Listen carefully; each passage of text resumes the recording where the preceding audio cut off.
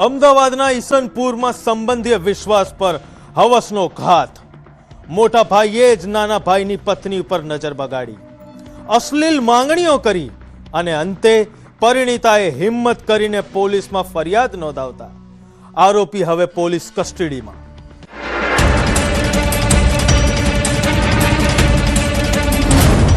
जेठ के जल्लाद, लोहीना संबंधों पर हवसनी काળી સ્યાહી। અમદાવાદનો ઈસનપુર વિસ્તાર અને એક એવું ઘર જ્યાં મર્યાદાના લીરે લીરા ઉડ્યા છે। ઈસનપુર પોલીસની ગિરફ્તમાં ઉભેલો આ શખ્સ જેણે ચહેરા પર કાળો નકાબ તો પહેર્યો છે, પણ તેનું મન એથીય વધુ કાળું છે। પોતાની સગી ભાભી પર નજર બગાડનાર આ નરાધમ જેઠે પવિત્ર સંબંધને હવસનું સાધન બનાવી દીધું। 2 વર્ષ પહેલા પ્રેમ લગ્ન કરીને આવેલી યુવતીને શું ખબર હતી કે જે ઘરમાં તે સુખ શોધવા આવી છે ત્યાં જ એક હવસખોર તેની આબરૂનો શિકાર કરવા બેઠો છે। હવસખોર જેઠની ભાભી પર ગંદી નજર।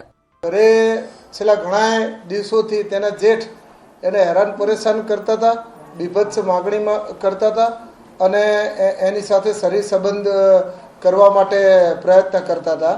પરંતુ એ લેડીઝ પોતાના ઘરની વાત હોવાથી ક્યાંય કમ્પ્લેન નહીં કરી અને થોડા ઘણા દિવસ એને સહન કર્યું અને જતું કર્યું।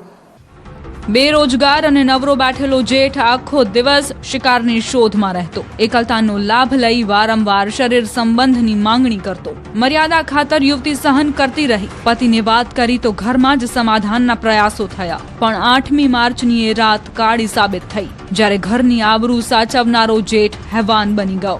ભાભીના કપડાં ફાડી નાખ્યા, બળજબરી કરી અને મર્યાદાની તમામ હદ વટાવી દીધી। જો યુવતીએ હિંમત કરી બૂમાબૂમ ન કરી હોત તો આજે પરિણામ કંઈક ઓર હોત।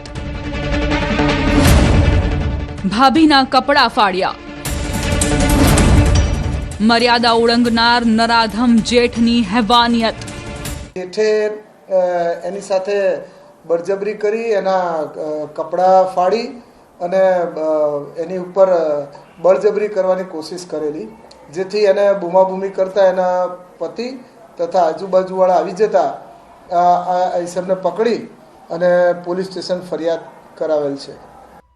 આખરે સહન શક્તિ ખૂટી અને વાત પોલીસ સ્ટેશન સુધી પહોંચી। જે રિક્ષા ચલાવતો હતો તે હવે જેલના સળિયા ગણી રહ્યો છે। ઈસનપુર પોલીસે આ શખ્સને જેલના સળિયા પાછળ ધકેલીને સ્પષ્ટ સંદેશ આપ્યો છે કે ઘરની 4 દિવાલોમાં છુપાયેલા ગુનેગારો હવે બચી શકશે નહીં।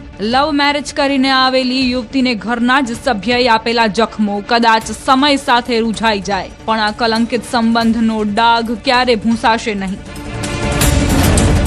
હવસનો અંત જેલ। ઈસનપુર પોલીસે નરાધમ જેઠને દબોચ્યો। પરિવારની અંદર પોતાના હસબન્ડ સાથે લવ મેરેજ કરીને આવી ત્યારથી ઘણા લાંબા સમયથી તેના જેઠથી તકલીફ હતી અને ઘણી વખત તેના પતિને અને ઘરવાળાને વાત કરતા એ લોકોને ઘરની વાત હોઈને 2-4 વખત જતું કરીને સમાધાન પણ કરાવેલ છે, પરંતુ એમને કંઈ આબરૂ ન જાય અને કોઈ ખરાબ ન થાય એટલે બહાર એમણે કંઈ વાત કે ફરિયાદ કરેલ નથી। સવાલ એ છે કે જે ઘરમાં સ્ત્રી સુરક્ષિત નથી ત્યાં સમાજની સુરક્ષાની અપેક્ષા કોની પાસે રાખવી? ઈસનપુર પોલીસે નરાધમની ધરપકડ કરી વધુ તપાસ હાથ ધરી છે। અમદાવાદથી ઋત્વિજ સોની, ન્યૂઝ 18 ગુજરાતી।